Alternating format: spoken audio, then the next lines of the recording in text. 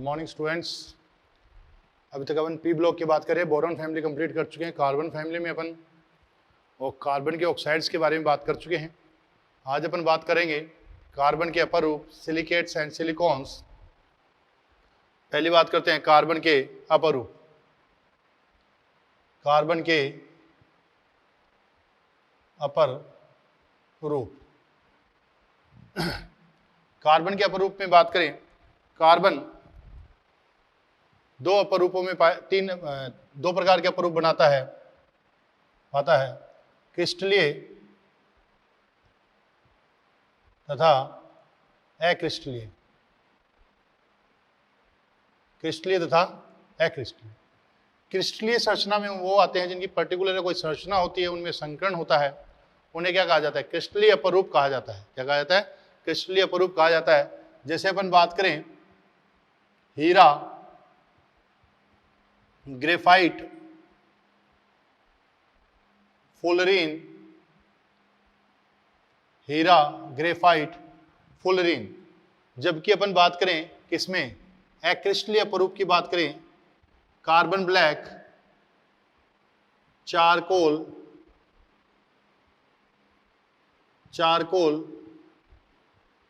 काजल, ये सब क्या है? अक्रिस्टलीय अपर रूप है।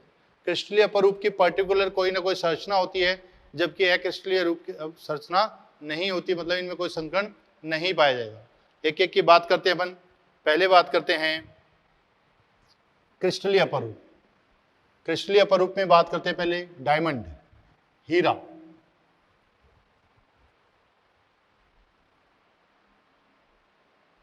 यह एक सहसंयोजक ठोस का उदाहरण है। यह एक सहसंयोजक ठोस का उदाहरण है जिसमें हर एक कार्बन अपने से अन्य 4 कार्बन के द्वारा सहसंयोजक, प्रबल सहसंयोजक बंध के द्वारा जुड़ा रहता है। क्या?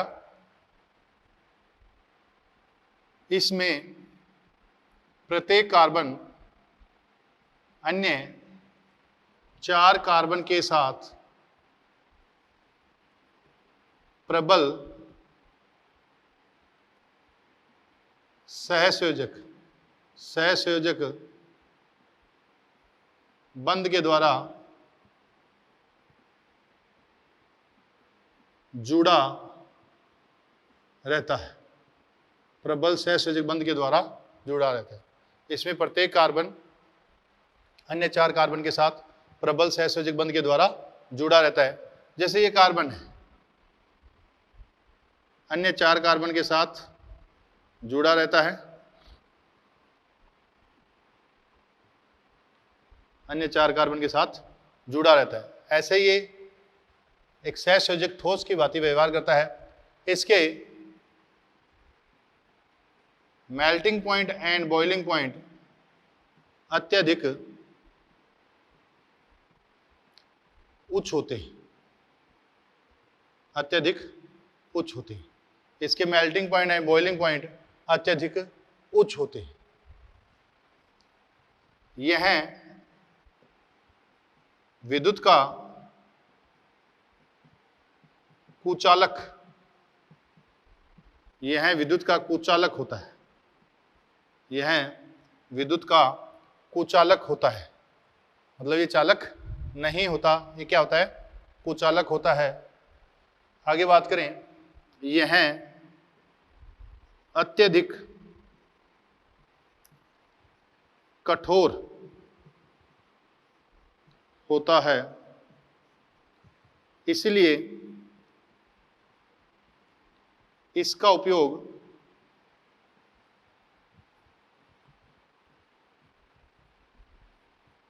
शीशे की कटिंग, शीशे या कांच, ग्लास की कटिंग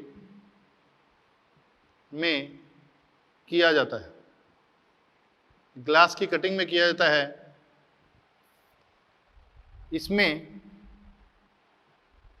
प्रत्येक कार्बन sp3 संकृत, इसमें प्रत्येक कार्बन sp3 संकृत होता है।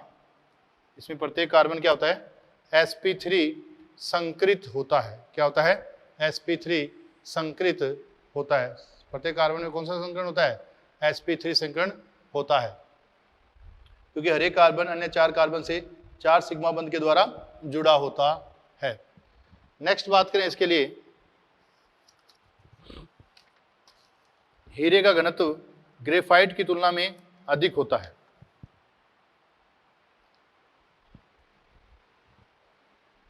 हीरे का घनत्व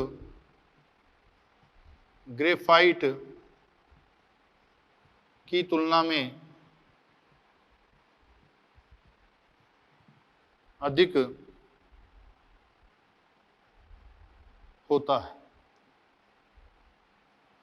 हीरे का घनत्व ग्रेफाइट की तुलना में अधिक होता है। तो ये अपन ने बात की किसके बारे में, हीरे के बारे में बात की। अब नेक्स्ट बात करते हैं अपन ग्रेफाइट के बारे में।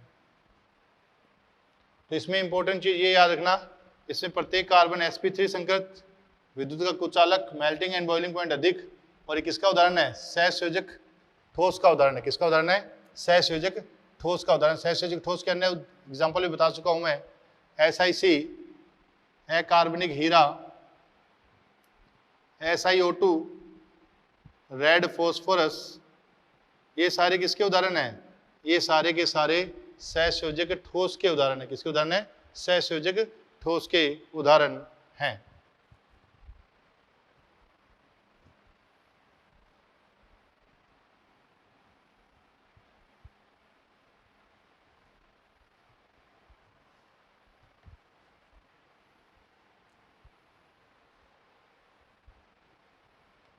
नेक्स्ट बात करें ग्रेफाइट।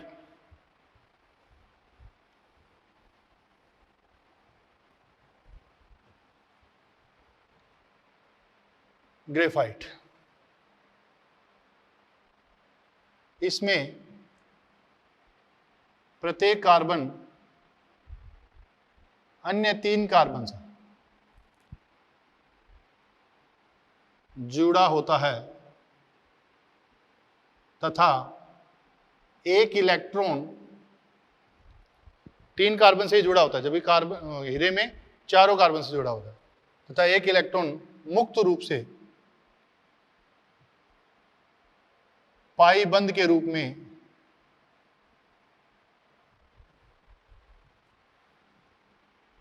में घूमता रहता है। इसीलिए यह विद्युत का चालक होता है। इसलिए विद्युत का चालक होता है। क्या होता है, विद्युत का चालक होता है। इसमें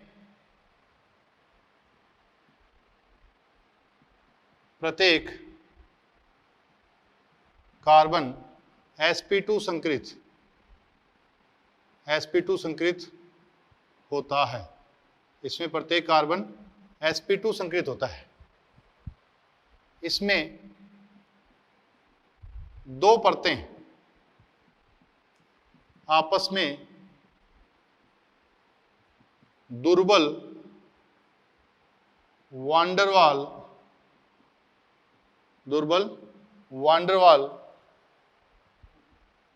बंध के द्वारा जुड़ी रहती हैं। दुर्बल वांडरवाल बल के द्वारा जुड़ी रहती हैं। जैसे पी कहां से आ गया, carbon carbon carbon carbon hexagonal structures बनाते हैं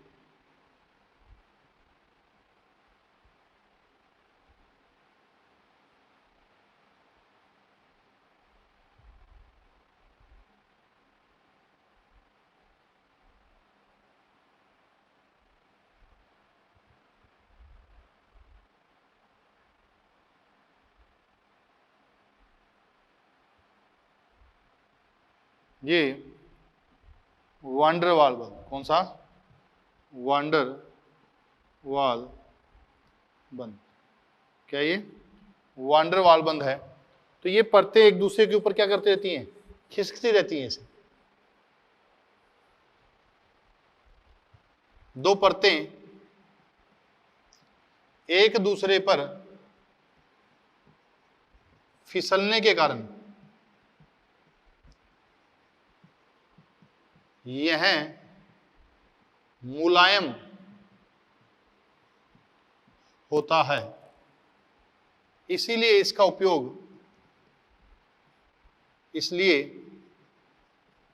उपयोग शुष्क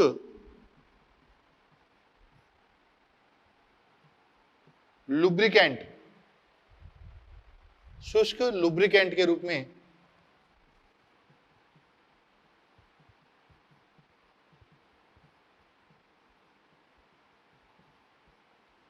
किया जाता है। शुष्क लुब्रिकेंट, जैसे अपन बेटा जी मोटरसाइकिल में क्या करते हैं कि तेल डालते हैं। शुष्क लुब्रिकेंट मतलब इसको हिंदी में क्या बोलोगे? सन्निहक। हिंदी में लिख लो आप, स्नेहक। शुष्क स्नेहक के रूप में अपन जहां भी ज्यादा घर्षण होता है वहां पर क्या लगा देते हैं? ऑयल लगा देते हैं ताकि घर्षण कम हो।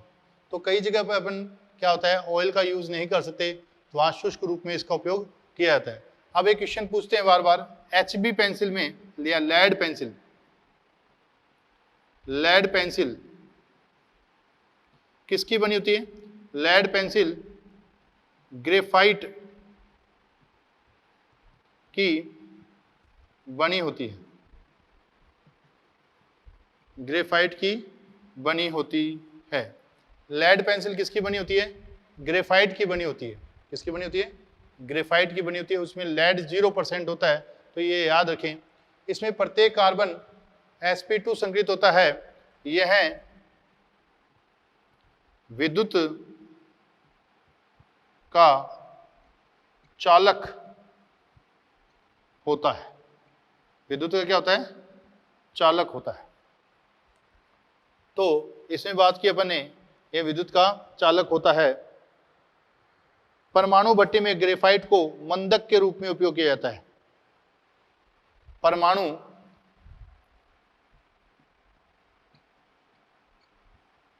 भट्टी में ग्रेफाइट को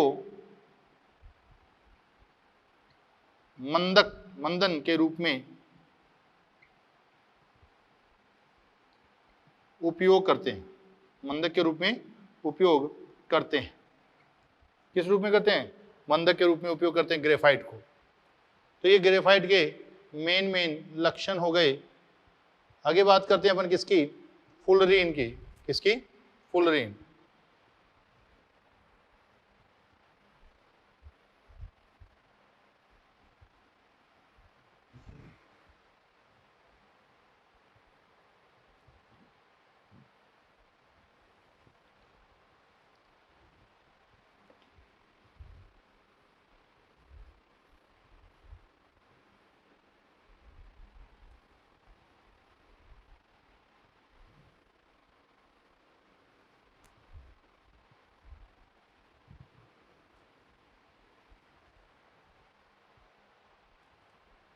नेक्स्ट बात करते हैं अपन फुलरीन।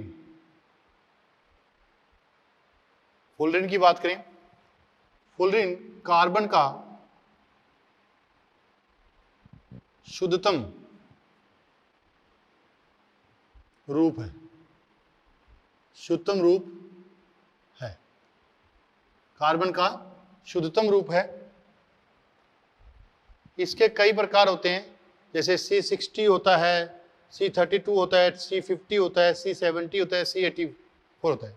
जो मेन जो है वो कौन सा है? इन्हें गुच्छे होते हैं। इन अपरूपों में आणविक सूत्र C60 वाला सबसे महत्वपूर्ण है। सबसे महत्वपूर्ण कौन है? C60 वाला जो अपरूप है, इसका पार्ट है इसका, वो सबसे महत्वपूर्ण है। इसे क्या कहा जाता है? बक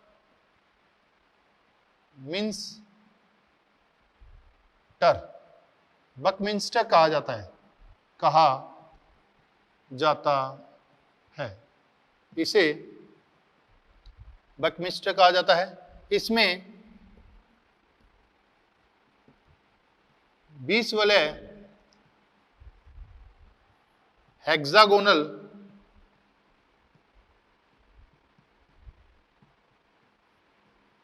षष्ठ, हिंदी में बोलते हैं षष्ठकोणीय तथा 12 वलय पंचकोणीय, 5 कार्बनों वाली होती हैं, षष्ठकोणीय तथा 12 वलय पंचकोणीय होती हैं। इसमें प्रत्येक कार्बन sp2 संकृत, प्रत्येक कार्बन sp2 संकृत होता है। यह विद्युत का चालक, यह विद्युत का चालक होता है। यह विद्युत का क्या होता है? चालक होता है। तो कार्बन की शुद्धतम रूप है 660, सबसे महत्वपूर्ण उसका नाम क्या है? बकमिंस्टर है, कहा जाता है। इसमें 20 वलय षष्ठकोणीय तथा 12 वलय पंचकोणीय होती है। प्रत्येक कार्बन sp2 संकृत होता है। यह विद्युत का क्या होता है? चालक होता है। ये इसके लिए स्पेशल ध्यान रखना है अपने को। नेक्स्ट बात करें अपन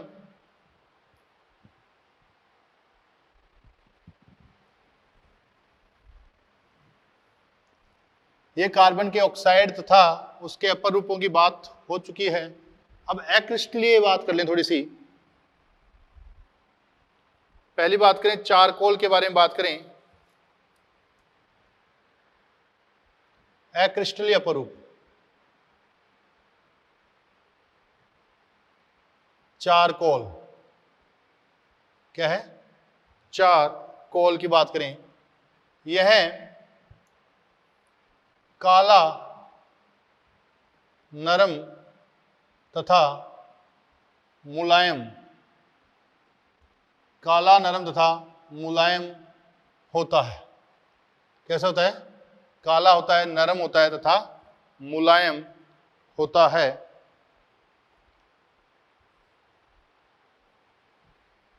काला, नरम तथा मुलायम होता है। यह 3 रूपों में पाया जाता है। कितने रूपों में? 3 रूपों में पाया जाता है। पहला कास्ट चारकोल, पहला कास्ट चारकोल, दूसरा जांत्य चारकोल,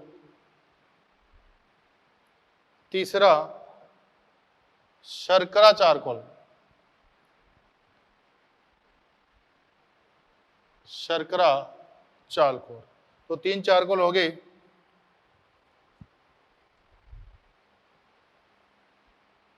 जानतव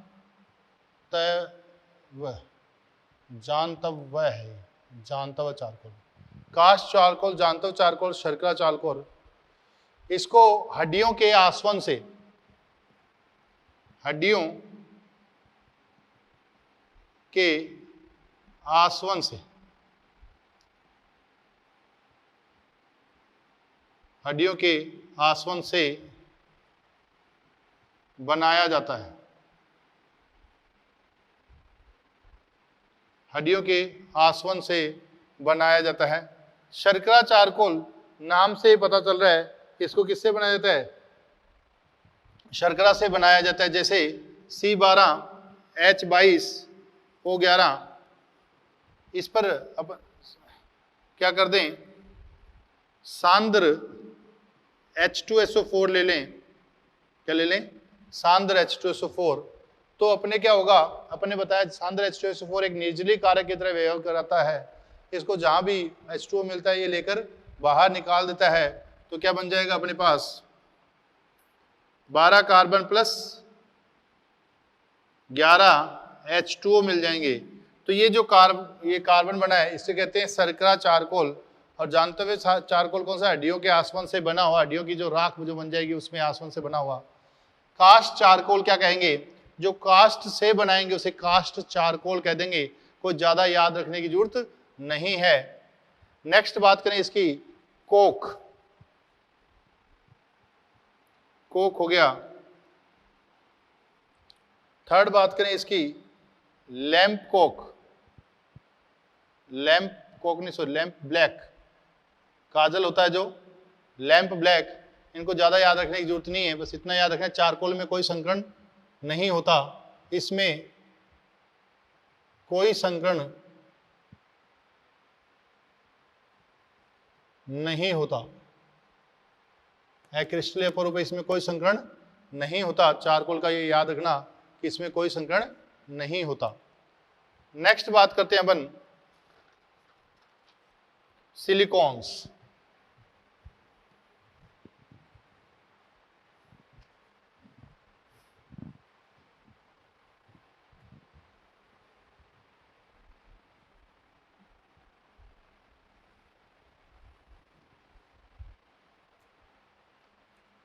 नेक्स्ट बात करते हैं सिलिकॉन।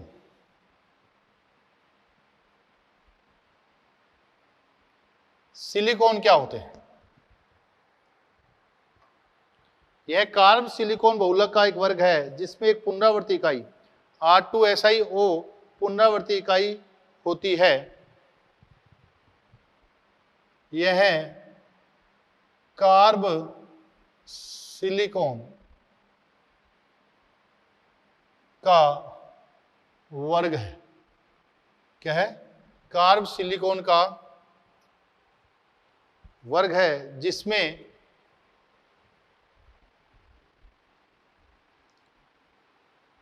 R2SiO इकाइयों की पुनरावर्ती होती है, इनकी पुनरावर्ती होती है।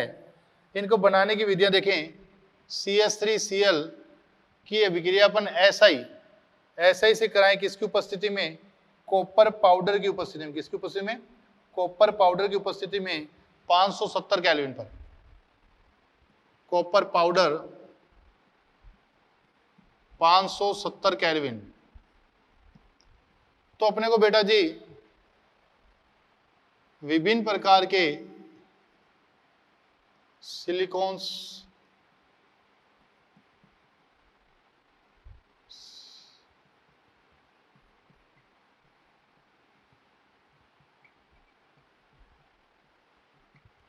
ये अपने को अल्प मात्रा में मिलता है,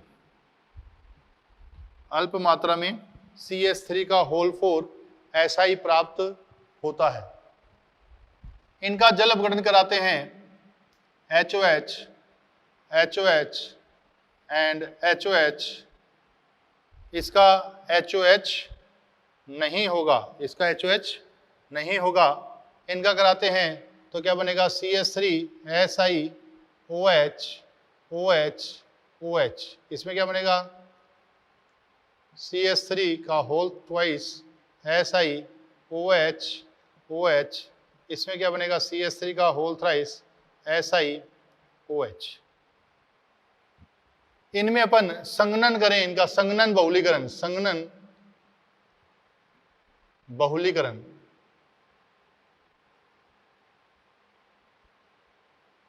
संघनन बहुलीकरण करें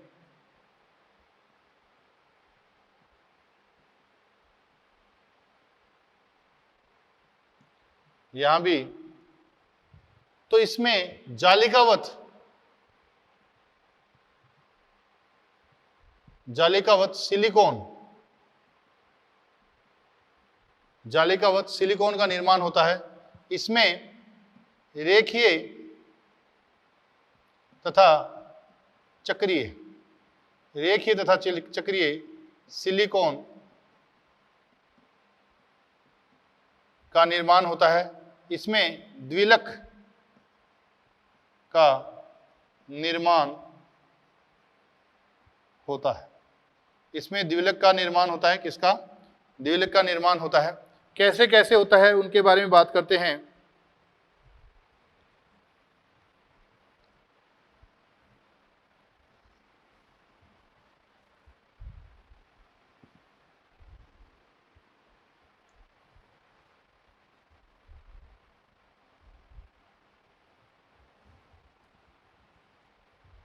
इसके लिए बात करें Si CH3OH OH OH Si CH3OH OH HO SiCH3OH OH HO SiOH OH OH CH3, ये वाटर मॉलिक्यूल बाहर निकल जाएगा।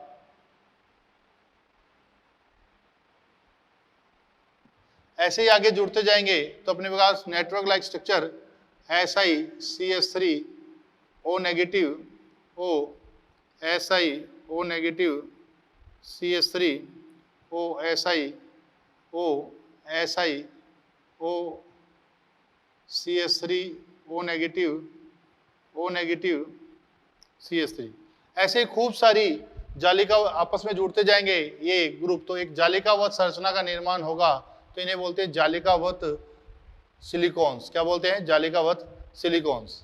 ऐसे अपन बात करें रेखीय या चक्रीय silicones,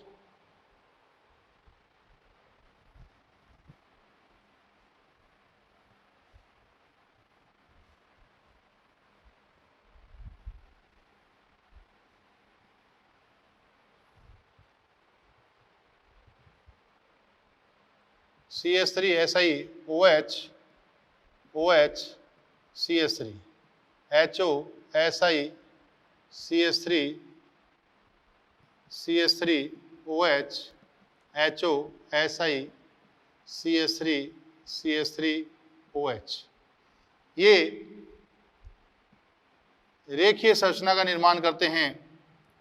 Si CH3O negative CH3O Si CH3 CH3O Si CH3O negative, ये ऐसे n मॉलिक्यूल जुड़ जाते हैं, लंबी लंबी श्रृंखलाओं का निर्माण होता है।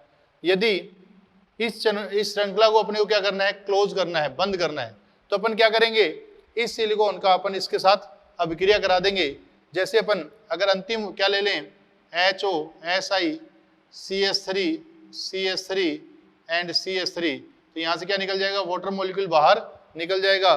तो यहाँ पर इस चेन को क्लोज करने के लिए अपन, क्वेश्चन पूछा गया है, इस चेन को क्लोज करने के लिए अपन किसका उपयोग करेंगे? इसका उपयोग करेंगे चेन को क्लोज करने के लिए, क्योंकि ये द्विविलक निर्माण ही करता है। जैसे अपन बात करें CH3 Si CH3 CH3OH HO Si CH3 and CH3, ये क्या है? वाटर मॉलिक्यूल बाहर निकल जाएगा। तो क्या बच जाएगा? CH3 Si CH3O CH3 and CH3, तो अपने पास द्विविलक का निर्माण हो जाएगा। अगर इनका यूज करें तो चक्रीय सिलिकॉन भी प्राप्त होते हैं, देखते हैं।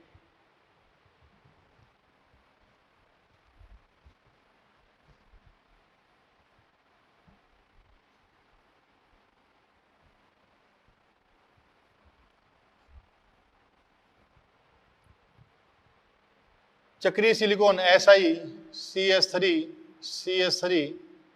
OH HO Si CH3 OH HO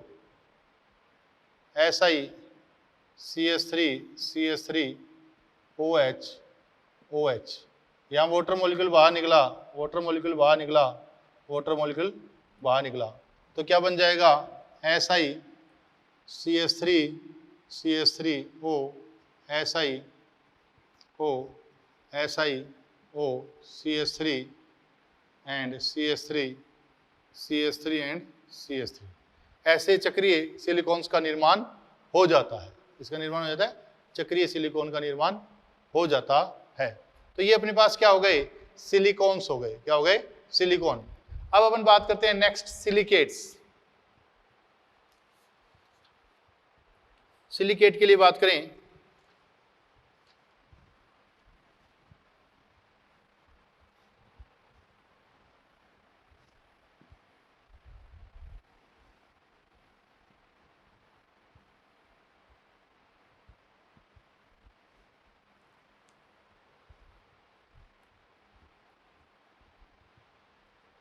silicate, silicate के लिए बात करें,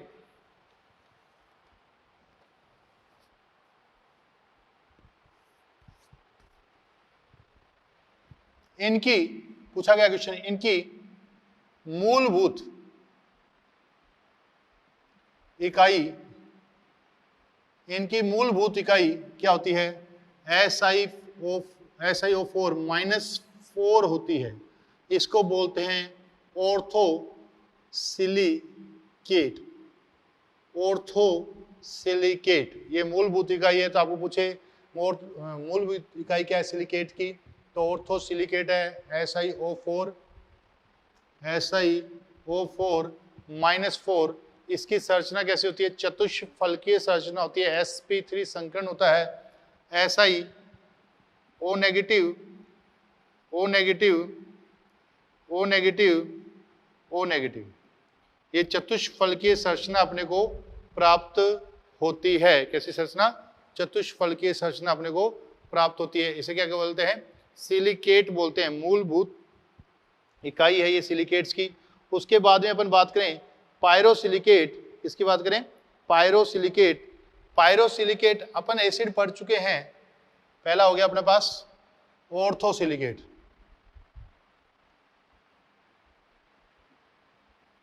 सेकेंड नंबर बात करें पायरोसिलिकेट।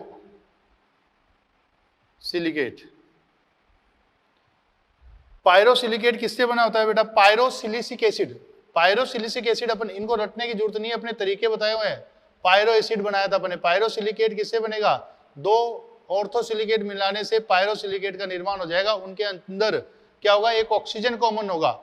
दो ऑर्थोसिलिकेट को अपन जोड़ दें आपस में, उनमें एक ऑक्सीजन कॉमन कर दें, मतलब दो चतुष्फलकीय इकाइयों में एक ऑक्सीजन कॉमन कर दें, तो उससे क्या बन जाएगा? पायरोसिलिकेट का निर्माण हो जाएगा। जैसे इसका फॉर्मूला क्या होगा? Si2O7 -6 होगा। क्या होगा? -6। इसकी स्ट्रक्चर बनाएं O minus O minus O minus O minus O Si O minus O minus and O minus. इसमें ये एक ऑक्सीजन दो के बीच में क्या है? कॉमन है। ये पूछता है वो पायरोसिलिकेट में कितने ऑक्सीजन कॉमन है, तो अपन बताएंगे पायरोसिलिकेट में एक ऑक्सीजन कॉमन है। क्या है? एक ऑक्सीजन कॉमन है। ऐसे ही नेक्स्ट बात करें तो अपने पास दो हो चुके हैं। एक तो ऑर्थोसिलिकेट, इसको मूलभूत इकाई भी बोल देते हैं। क्या बोल देते हैं? मूलभूत इकाई। उसके बाद में अपन बात करें श्रृंखला सिलिकेट। चार नाम लिख लेते हैं। श्रृंखला सिलिकेट, वो पूछता है 2D सिलिकेट,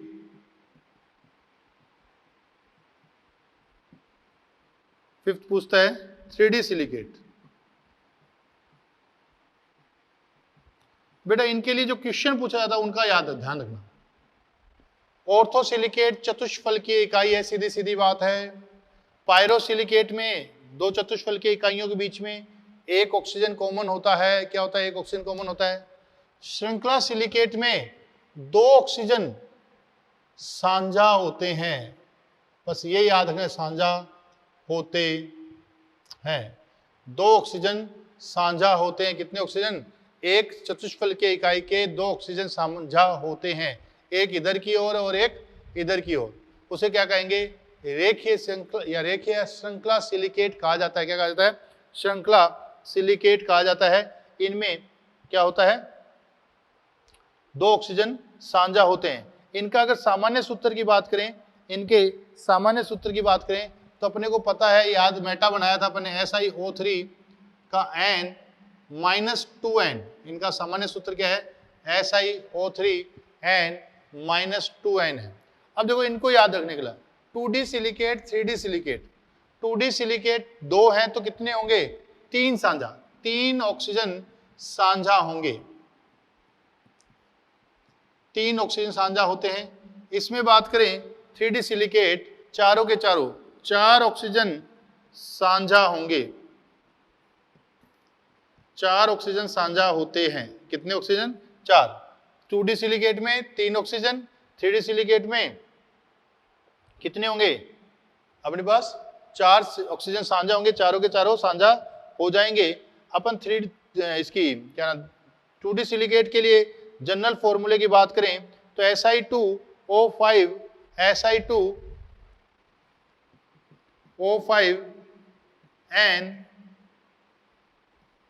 N-2N, इसका ये जर्नल फॉर्मूला हो जाएगा।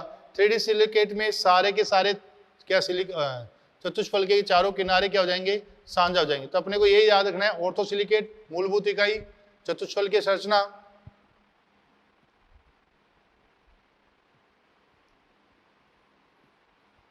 पायरोसिलिकेट 1 ऑक्सीजन साझा होता है 2 के बीच में, श्रृंखला सिलिकेट 2 ऑक्सीजन साझे होते हैं, general formula SiO3 N-2N। 2D silicate 3 oxygen साझा होते हैं Si2O5 N-2N। 3D सिलिकेट में 4 ऑक्सीजन साझा होते हैं, कितने ऑक्सीजन होते हैं 4 ऑक्सीजन साझा होते हैं।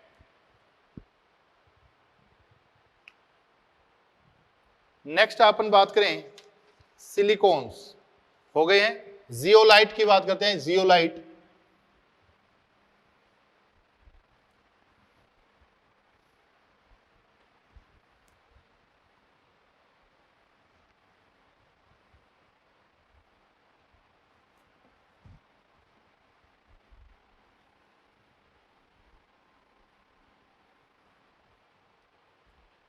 जियोलाइट क्या ये जियोलाइट, जियोलाइट में बात करें जियोलाइट क्या है, यदि सिलिकॉन डाइऑक्साइड के त्रिविम जालक में से कुछ सिलिकॉन परमाणु किससे एल्युमिनियम परमाणु सिलिकॉन डाइऑक्साइड है ये है,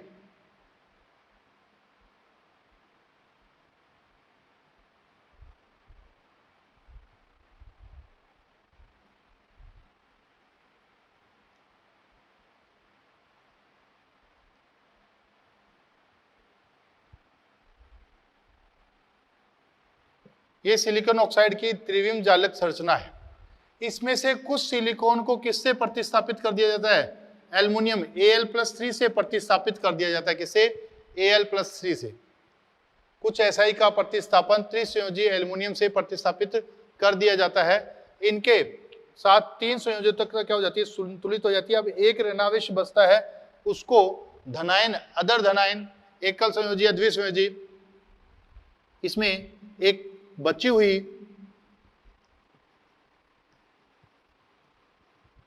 ऋणावेश को धनायन जैसे सोडियम पोटेशियम कैल्शियम आदि से संतुलित कर दिया जाता है, किससे संतुलित कर दिया जाता है एक बची हुई ऋणावेश को धनायन जैसे सोडियम पोटेशियम कैल्शियम आदि से संतुलित कर दिया जाता है। क्या करते हैं यहां पर जो सिलिकॉन है उसको प्रतिस्थापित कर देते हैं किससे एल्युमिनियम से। सिलिकॉन कितने से बंध बनाता है 4 से, तो एक अपने पास ऋणावेश बच गया, उसको किससे संतुलित कर देंगे सोडियम पोटेशियम कैल्शियम आदि से संतुलित कर देते हैं। इनका उपयोग किसमें किया जाता है पेट्रो रसायन उद्योग में हाइड्रोकार्बन के भंजन व समायुकरण में जियोलाइट का उपयोग किया जाता है। इसका उपयोग जियोलाइट के उपयोग की बात करें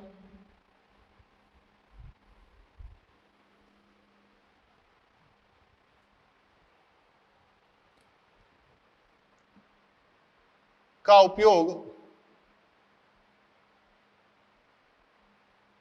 पेट्रो रसायन पेट्रो रसायन उद्योग में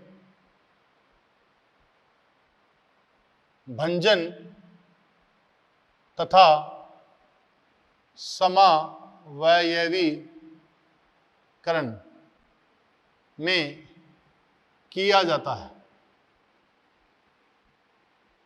भंजन क्या होता है? टुकड़े करना, और समावीकरण उसमें अलग अलग समावयवता प्रदर्शित करने लगता है।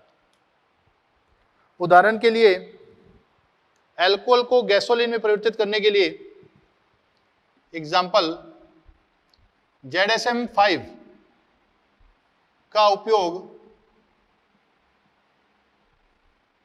अल्कोहल को गैसोलीन में परिवर्तित करने के लिए किया जाता है। गैसोलीन को ZSM-5 होता है जियोलाइट, उसका उपयोग अल्कोहल को गैसोलीन में परिवर्तित करने के लिए किया जाता है। साथ में ही जियोलाइट का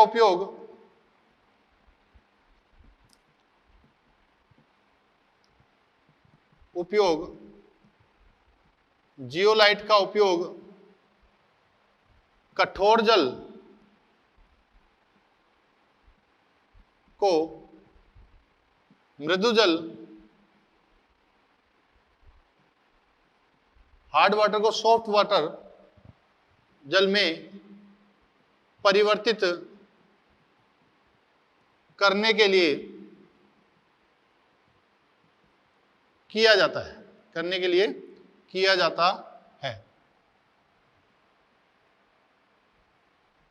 जाता है, अब इसके कुछ पॉइंट हैं, उनको अपने को स्पेशल ध्यान रखना है, जो लेड के लिए हैं। किसके लिए हैं? लेड के लिए, उनके लिए बात करते हैं।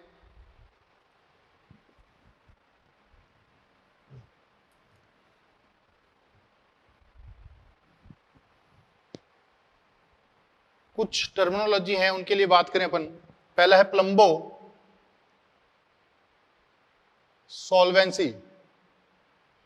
प्लम्बो सॉल्वेंसी क्या है कि लेड ऑक्सीकृत Pb ऑक्सीकृत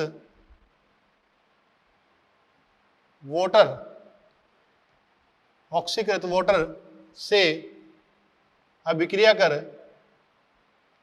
हाइड्रोक्साइड का निर्माण करता है। किसका निर्माण करता है? हाइड्रोक्साइड का निर्माण करता है।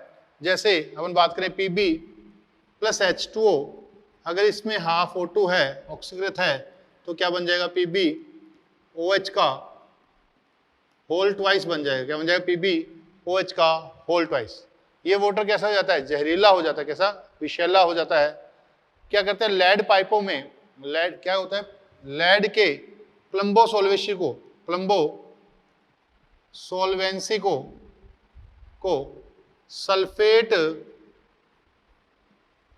तथा कार्बोनेट आयन घटाते हैं।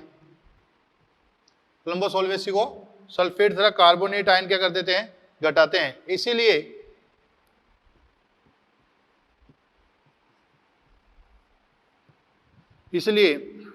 लेड पाइपों को पानी के लिए यूज करने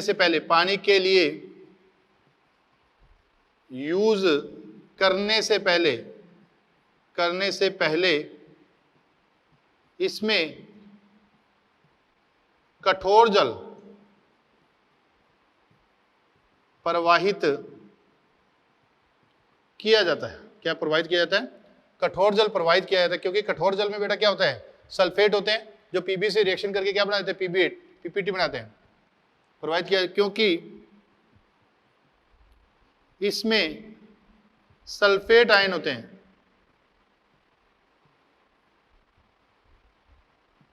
जो Pb से अभिक्रिया कर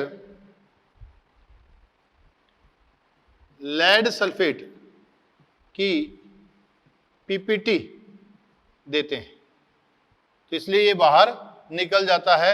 इसे क्या कहा जाता है? प्लम्बो सॉल्वेंसी कहा जाता है। और प्लम्बो सॉल्वेंसी क्या हो जाती है? डिक्रीज हो जाती है। प्लम्बो सॉल्वेंसी डिक्रीज हो जाती है। आगे बात करें टिन क्राई, एक नाम आता है टिन क्राई। तो ये याद रखना, कौन घटाता कौन है? सल्फेट और कार्बोनेट। और कार्बोनिक एसिड है वो इसको बढ़ा देते हैं।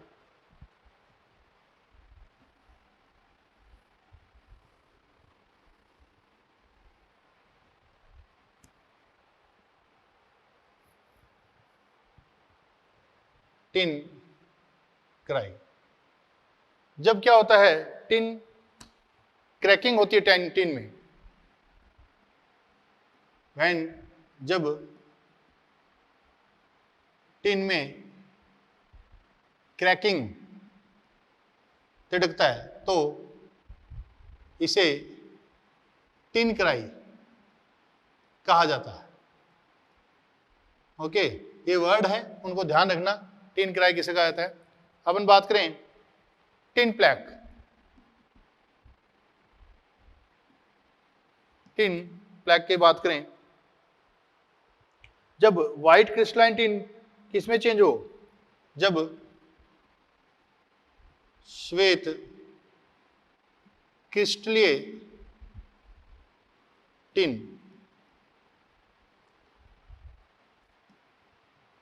ग्रे को भूरे अक्रिस्टलीय